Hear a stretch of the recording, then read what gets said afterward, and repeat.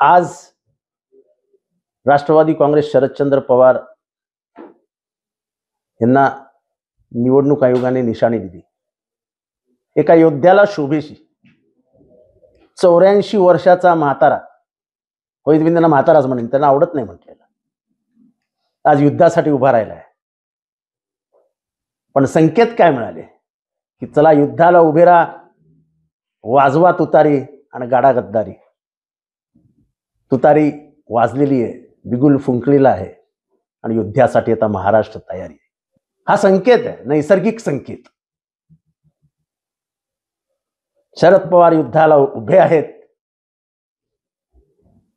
या महाराष्ट्रातल्या भूमीतला राजकारणातील भीष्माचार्य आदरणीय शरदचंद्रजी पवार यांच्या नेतृत्वाखाली उभा महाराष्ट्र या धर्माची लढाई लढण्यासाठी तयार आहे।